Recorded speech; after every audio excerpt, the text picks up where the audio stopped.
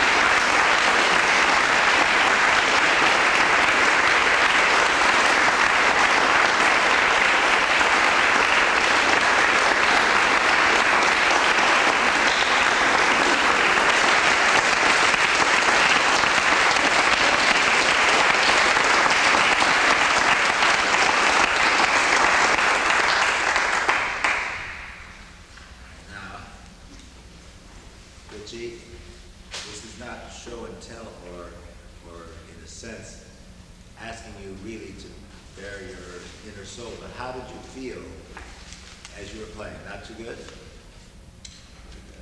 Very bad. All right, I want to ask you something. Will you play it over for us right away? I'm serious. I am serious. Will you? It was really all I could do to do that. I'm so nervous. I'm still shaking. Shaking. I can't play. You can't play now? I really can't play. Could you tell me why you feel so bad? I hear you for the first time, and I thought it was a most impressive performance. I thought that you played extraordinarily well technically. I thought that you did many things musically wonderfully well. I thought that you had a tremendous sense of proportion. I thought that your mastery of the instrument and your absolute security of memory was outstanding. That you did some ridiculous things that are going against your own design. You designed it differently, and then you came out completely else after you had designed it for us and prepared it. So I don't understand you're feeling badly because I don't know. I think that what I hear when you say it that way is self-destructive, is not constructive. But Well, there's one thing I just cannot overcome. I mean, What it's is a that? lot. I can play fine when I play concerts, but I can't play in this situation. in this I situation, cannot do it. I just simply can't. I was convincing myself that I could. I've been sounding the way I want to sound. I mean, I know all the things. It's like something sticking out like a sore thumb. I mean, it's just, I can't overcome it. I want to, but I'm trying. I mean, but that's why I felt, even though it sounds a little bit strange to say, without comment, would you play it again? I'd like you to sit down. I really feel that something can be accomplished by that. Just, in other words, we know that you're nervous, and I'm nervous for you. All right, that's okay. Now, do, for instance, I can only tell you when you're in basic training, and they're shooting live bullets over your head, and you know it's dangerous, and you're dead tired, and you get finished, and then they say, all right, we got to do it all over again, and you say, oh my God, I'm going to die, and then you find out that you couldn't do it all over again. In other words, the resources are there. but I just freeze like in the broken octave section. Fine. So, Try and freeze again. Would you do it, please, for me? Please, it's important. Let me put it this way. It's important for me that you play again. well, okay, I'll do it for you, but Huh? Try. I'll do it for you, but All right, good. Then that's something I'd like to hear. As first of all, I love this piece so much I'd like to hear it again. Right.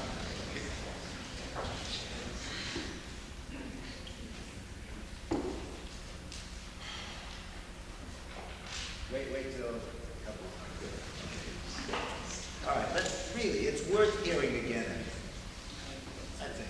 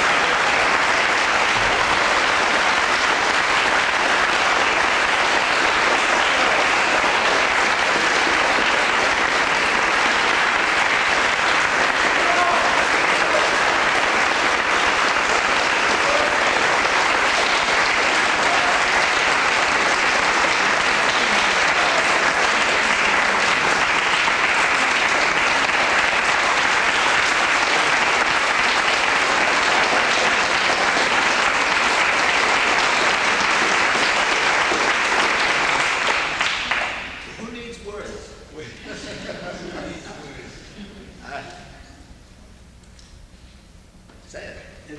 Well, still the nerves that I'll get through. Yeah, we all do with them all five our pages. lives. Okay. So what else is new? I don't understand these things. I'm sorry. Nobody The whole understands train them. goes off the track at that moment, and I don't know why. Dickran, it happens to everybody that you have those miserable moments. And they happen generally when you're pregnant with the most wonderful part that you can produce. That's the interesting part of it. Oversensitivity is a disease as much as insensitivity. Don't you think it's relaxation or something? I mean, Well, all right, now what I want you to do, this is, to me, this was such an absolutely marvelous moment in my life that you could encompass such a bottom and then reach out so far in your own ability to communicate this piece to me. I just so moved I don't even want to talk even though I'm talking. But the point is, I think you have to now begin to compare the things that are going on. Did somebody else at least either say something? I think everything, well, nearly everything, Richie, that you do is so vivid and exciting and idiosyncratic, it's recognizable at once. I will always be grateful for Bobby asking you to play that again. Because I really, the first movement in particular was so much more lucid than the first time and engaged. It's choking me to death. No. But I'm still puzzled. Can I just one or two things? If it's details, I'd like to get more overall feeling Right, to no, reinforce okay. Richie and his thing. I mean, details are details. I mean, Yeah. I have 1,000 details I'd like to talk about, but this is not the time, really. No. But I want a general reaction. Do you feel that he's speaking something? How about you? I felt it the first time he played. Yeah. I felt that he's an outstanding pianist. I felt that he's an outstanding musician. I felt really very grateful to hear him. I must say that it's my first time that I hear you. And therefore I entered in one of the most difficult sonatas of Beethoven. It is true, as Bobby says, there are 1,000 details. And when you started to play, for instance, I felt terrible that you started in a most nonchalant way. You understand he wasn't nonchalant inside, he was dying inside. Of course, then I understood why, because I thought, why can anyone taking this precious thing, this 101, and start so nonchalant any which way? But now I understand why that happens. I also feel that this second time, when many of those idiosyncrasies seem to work much better, that when you stop a flow of motion that seems to be very personal, and I feel absolutely that it is derived from understanding the piece. I feel you do understand the piece, though I have many questions to ask you that when someone plays in a fugue, bam ba ram, bam ba bim ba patatita, bim ba patatita, tam ba tatatita, bam ba tatatita. Somehow the relationships don't seem to work as far as I can hear it from here. But when I have to speak about the general performance, I will remember your performance as one of the very beautiful ones that I've heard of the 101. I think it should give you more power to be able, under that stress and strain, as you say, that during a master class or whatever the session is called, that you Whatever, I like that. that you feel under that pressure, and I know that is the worst pressure possible, is in a situation like this, that you could produce what you produced. I think more power to you. And actually, I mean, congratulations, Rick. I mean, certainly compared to, I haven't heard this since the first week, so, the difference between the two is really stunning because it has all the same characteristics of your personality and of your feeling about this piece, but with so much more focus, even on the things that you specifically want to do. And I don't know whether Mr. Presser was implying this, I would agree if he was, that between the first and second performances, I don't know how you felt differently, but I enjoyed the first performance very much too, and although I think the second consolidated a certain things. I especially found for the repeat of the last movement, suddenly somehow a lot of things seem to be more focused from there into the last movement. I don't know whether something happened in your mind at that point, but I get these moments where I just turn on. I just That's true. I mean, I can be as dull as hell for a while, and all of a sudden something happens. I don't know. Oh, well, all right, then it's the search for not the lost penny, but for this moment. Well, I don't mean dull, like, I mean, I don't think I'm boring, you know, but I think That the the things are going wrong, I give up. And then something happens. Because I certainly didn't begin the second performance with any any strength. I was very weak, and then But you found strength, didn't you? found strength. All right, that's my point. I've never done that before, so I'm really glad you So am I. Walter, Ed, anybody? Walter? I find it very difficult in this kind of the problem is one that has very little to do with music. And I think we all agree this is a great piece. He plays a just incredibly powerful performance, and yet he doesn't really enjoy himself doing it.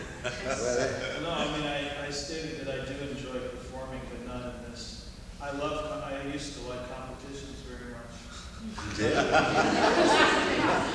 I know, but I mean, I used to be, just as a comparison, I would like the idea of walking on and trying to match the performance. Well, you're going to get that chance too. Yeah, but I mean, Exactly. something about this situation, I feel like everybody's going to tear me apart, and so I feel. Well, why do you feel that after all this? I know, I've seen it all. Well, you've got a chance to do it in a concert context. I think if I came here 10 years ago or 15 or something, it had something to do with it. Don't talk like an old man. But it's the mentality, more than anything else, of coming here after having success and not being able to do what I want to do. That's really the problem. Well, all right. Now you're attacking, I think. Walter, did you finish what you were saying? Because were you going to say something different? No, I think we're talking about it now. I can very well, I so sympathize with the feeling of trying to do something and doing it rather well and feeling lousy about it yourself is an awful dilemma. And Don't we all experience that? I know, but this is hard. It doesn't do somebody else much good to tell that you also experience. It's a little bit like lying in the hospital and having a lot of pain, and the doctor saying, "Oh, don't be a fool. I've seen 100 people have pain." It doesn't help you when you. But something can help. What is that? I think it's confidence in one's own ability and in these beautiful works that you're playing. I mean, you're measuring yourself here against that which is the most beautiful in Western civilization, in our lives. I mean, a piece like this is something very, very wonderful to have the opportunity and to have the ability to do it. And if part of that self-consciousness that you have, in which you want to be loved every minute of the way instead of wanting to love Beethoven every minute of the way. But I think if that would, maybe that. I think that your assumption is a little bit off base. Yeah, maybe. I know him well enough to know that there's a deep love bound up in it. He's trying for so many things and so hard. See, what I feel it's different. If you don't mind, can I speak for you? No, the point is that you always try to get to that little farther point than you can really reach. You're always trying for that. And in trying, there is a terrible business of walking on that knife-edge precipice, that you're going to try too far and you fail. And what you lack Richie, is not anything in the equipment, not anything in your ability to play. You lack the experience and, I should say, the muscle of allowing yourself not to fall off the edge. But you can even fall off the edge. I think every great performance has the chance taking in it. It's the safe performance, the decent one that is safe. But any great performance that you will remember as taking a chance.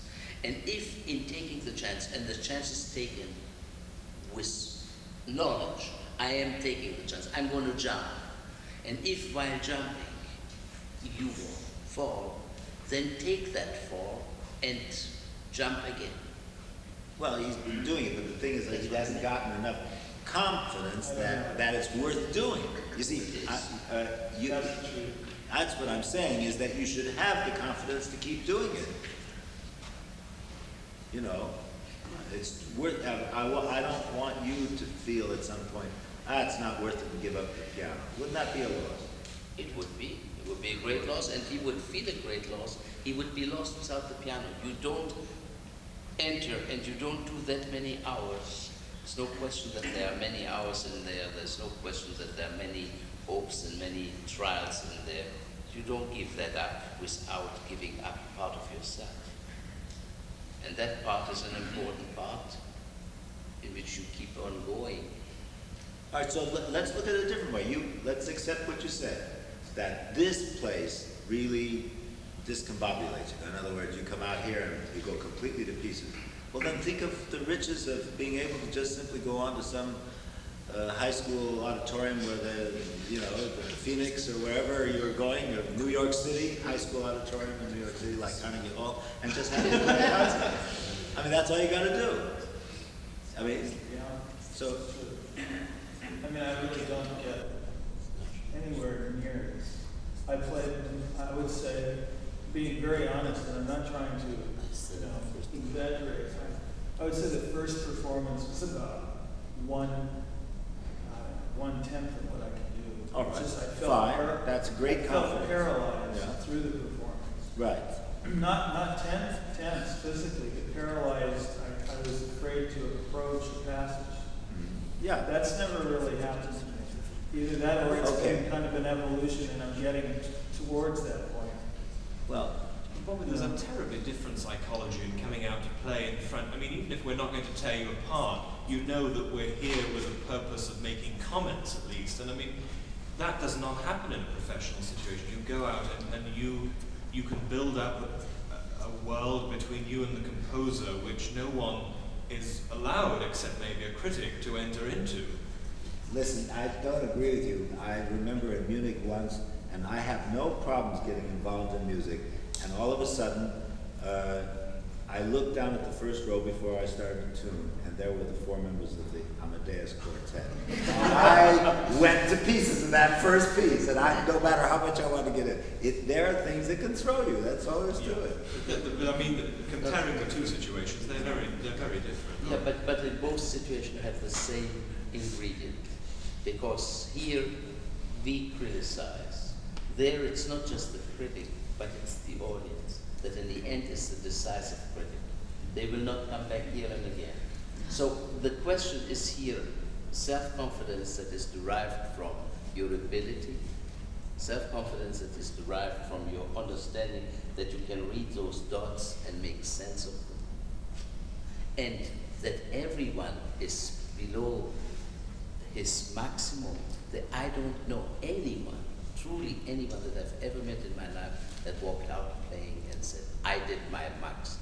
Yes, only a student would say that. You know the difference between a student and a professional is when they both listen to their tapes. And the student will say, oh my God, I didn't think I played that badly. And the professional will listen to it, you know, it's better than what I thought. Yeah. It's better than what you thought, and I think it is better than what you thought. But it's nice to feel somewhat, satisfied after. Yes, and don't you feel here along these rows here and probably back there? I hope. Did you enjoy that performance? Yes. All right.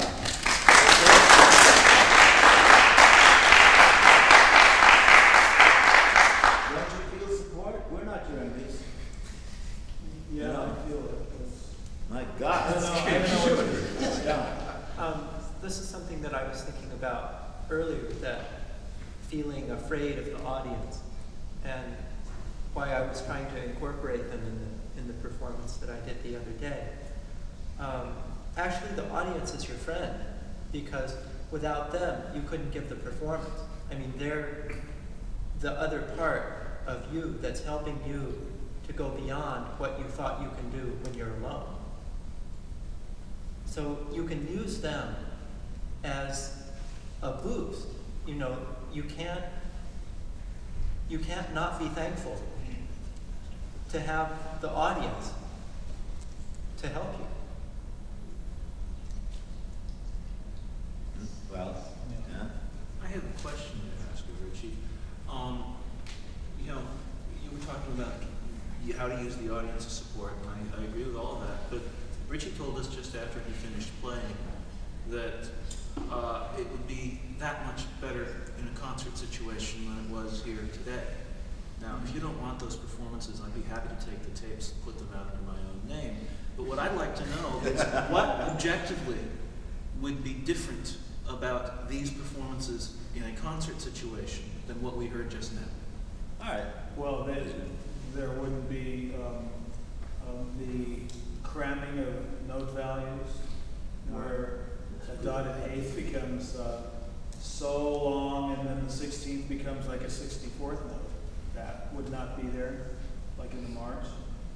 And the overall, just things in general. I mean, obviously, you know, the performance was strewn with wrong notes. I mean, that we don't even. I'm not saying we considered that. I'm just saying it was. But and that wouldn't happen. I mean, there's an occasional. The greatest players. I mean, start with chord. Well, I knew I was getting into that wrong area notes there when I said that, but I just wanted to add that. Okay, the idea I said before of freezing up before a passage, thinking of it as an isolated technical thing, that just never happens. I usually incorporate it in the music, you know, like everyone else. I mean, it's just lots of things pile up and they don't happen.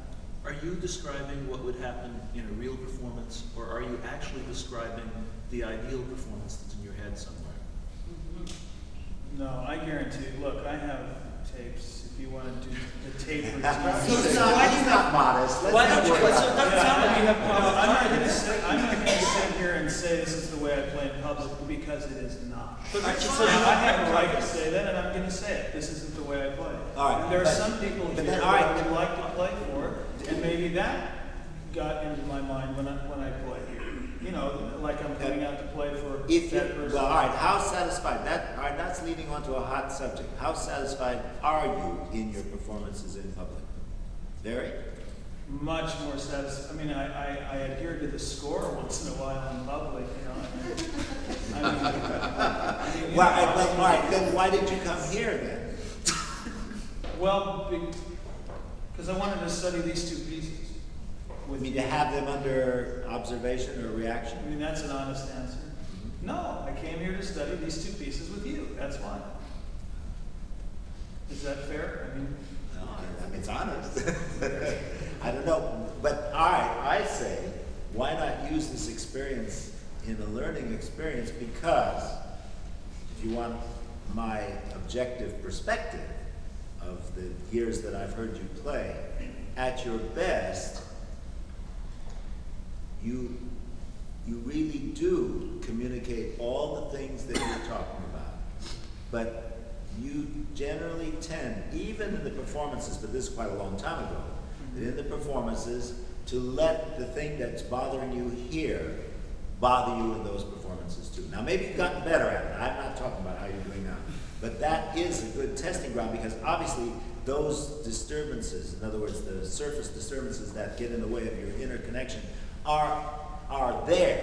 They're still there in some factor, because you can't tell me that even though we're quite different than a regular concert, that those things aren't inside you somewhere, lurking, and ready to come out the minute that you may feel some kind of problem. well, I would agree with that, except I'd like to add one more thing. If you're speaking of maybe that Talhuri Sadal, like 13 No, I've heard at least 4 or 5 or 6 performances that have fabulous and not so fabulous things on it. Oh, okay. Well, I don't know. I was just thinking that, no, most of them went the way I wanted to at that time, and the thing that would bother me in them wouldn't have this effect. It would have an effect. But it, you know, it wouldn't have this obliterating type of effect in my mind, where things just, oh well, there it goes, you know. Well, I do want to call you on one thing, and I mean, no one could be more moved than I was, because I was deeply moved. But I think you're putting us on. I honestly do. And I'm going to say why. No, I know you think that it's all right. But basically, why should we accept the fact that we're putting you off in this situation so bad? Why can't you play music for us the way you do in a more impersonal situation? We're even more ready to listen to you play than that audience out there. Generally, audiences, let's be very honest about that. Generally, audiences are mostly filled with people who don't know anything about music to begin with. That's great. All right. You like that? Wouldn't you rather have in your audience a bunch of people who are really ready to live the experience of the music with you? Yeah, I would rather, but it gives me this feeling. I mean, Richard, surely you've proved to yourself, particularly in your second performance, that you can conquer a situation you say you find so uncomfortable. It You've wasn't done it. completely successful. Well, I'm longing to hear Op.101 in a recital outside this circumstance from you, but I mean, you've really proved something to yourself as well as to us that you can cope with the situation, surely. I proved that, I mean, at my lowest Well, emotional level, that I could rise above that level. I think that's a marvelous positive thing, isn't it? Right. I said it was an Right. accomplishment, and I'd never done it before, and I'm grateful for the Good. opportunity. And you can't do that in a concert, that's for sure. Well, all right, but we're examining the kinds of things that put us all off. You see, that's when somebody said, it's all right, that some person feels pain, but it doesn't help when you're told that others feel pain. That's not really true. We're a community of sufferers. I mean, seriously, we all face this problem. That's what this institute is trying to examine, not just the depth of the musical involvement, but the problem of how do you communicate that and all the things that go on. You know, Von Karajan, I think I told you, wanted to attach electrodes to your brain, and he did, to the members of the Berlin Philharmonic and to himself, to understand why he went to pieces sometimes. He didn't understand it. But that isn't what we're about, in a sense. We're about that only in relationship to how we get involved in the music and lose ourselves, which is what Monarch said at the beginning. Tony. Well, congratulations again. And I'm wondering, the things that you say that bother you are the things that you say that you didn't accomplish, the things that you didn't do in the performance. And I thought you did an awful lot, almost too much to hear. And the only thing that would really, I don't think we heard the things that you missed. Like missed notes and things, we really didn't hear those. We don't remember those. But the things that, well, for me, that bothered me is a certain body language that communicates a negative attitude that you're not enjoying what you're doing. Like you come across a phrase and then you just drop your arms and then. No, I don't think he was doing it because of despair. No, seriously. I think that he was, in a sense, help me. I mean, relaxing the arm and by the way, I don't go for this business. I heard this in the first week. People are objecting to how Richie moves. I don't think actually Tony was objecting to that, Bobby. I think it was maybe cutting after he made a mistake or saying SHIT before starting. Or I think it's a sense that you communicate a displeasure with what you do, maybe, as you're doing it, when we weren't even bothered by it in the first place. Rather than moving around. In fact, that seems to not be a Well, problem. that's also something else I hope. No, but I like your body language. I mean, it took me years to get used to Richard Good's body language. Nobody objects to it now. I mean, they all think he's the great new Beethoven player. But that's not the point. He is terrific, but everybody objected to his singing and his body language. What about Glenn Gould? Glenn Gould, my God. Well, I understand. I do have to make one observation. Please. I think you moved. I've heard this now 3 times from you. I think he sat much more quietly both times today when he played. Yes. Yeah, that's great. Much more. That's true. I Huge, worked at it. huge you know, improvement. but And I have a question. Yeah. Of the 3 times, which did you like the most? Now, I should perhaps rephrase it for you. Which did you dislike the least? It's a totally loaded question. It is not loaded. Yeah, it's completely loaded. It is not loaded. If I say one of the 3, I'm nailed. I mean, No, you're not. I'm very clear in my mind. I only asked the question because I Really, want to know. you're clear. I don't Very know, I'm clear. not. I just want to know how you feel about you. See, the first one I liked because I somehow got it enough Are you courage talking to about the walk one? on the I'm stage. sorry. You 2 talking weeks about ago, 3 Yeah, weeks ago. 2 weeks ago, I really had enough courage to walk out to the piano. I felt, and I know it wasn't an ideal performance, but it was closer to when I finished. I said, yeah, that was, you know, that was a performance, you know. But I would say that this third one was the best in terms of overall evenness of what the piece was about. But didn't it evoke as much to you as the first one? To you? I was pretty inspired in this third one. I would be dashed if you didn't say sensed- that. When I started the first movement, I didn't feel nearly as badly as I did when we were talking about doing it again. Yeah, the third one was the best one, maybe. I don't know. Of the 3. It's possible. I'm not willing to say. Good for you. Well, that's progress, Ed. Really. Do you people identify, any of you face playing? Now, you all have to do this. All of us have to get up there. Does anybody identify with the Sturm drum that's going on in Ritchie? Or are you slightly amused by it? Or are you sympathetic? What? Oh, yes, Milan. I guess I'm sympathetic in the sense that I think that everybody goes through that. I really think so. And I think that paying, I mean, excuse me for saying so, but paying so much importance to it is paying too much importance to yourself. And there are not many musicians that go through that, but, you know, medical students who take exams or professors who give lectures, it's not something so interesting, I think, that you just have to swallow the pill and do the best you can under the circumstances that are given. Yeah, that's true, except the first thing he says to me is, what did you think of the performance? And I could have said, well, you know, it's all right. And then we could have gone into another subject, but you know. No, you were honest. I like the honesty of that. And and as a matter of fact, I'll tell you something. I feel the way you expressed, you know, how miserable you felt about that first performance, how, you know, the state of being. I felt that was a very genuine, despairing statement at that point. That's what actually, let me tell you something. That's what made me determined, even if it was the wrong thing to do in terms of somebody's eyes, to say, please play it again.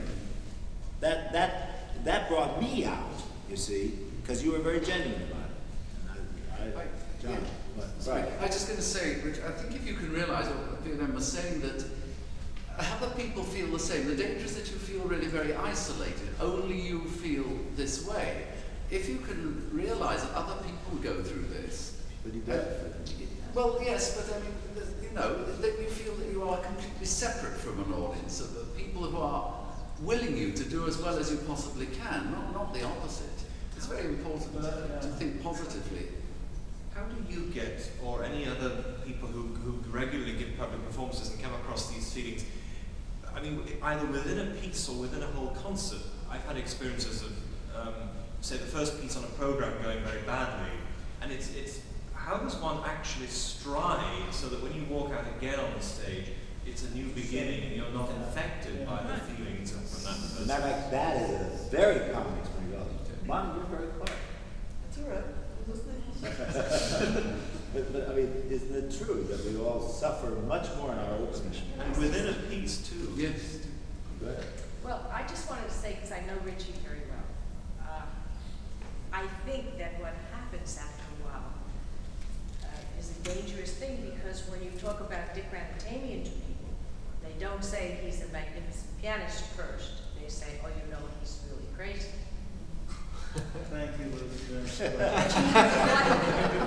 But I'm not crazy. perhaps crazy is the wrong word, but Yeah. people talk about your so-called handicap ahead of your great pianist.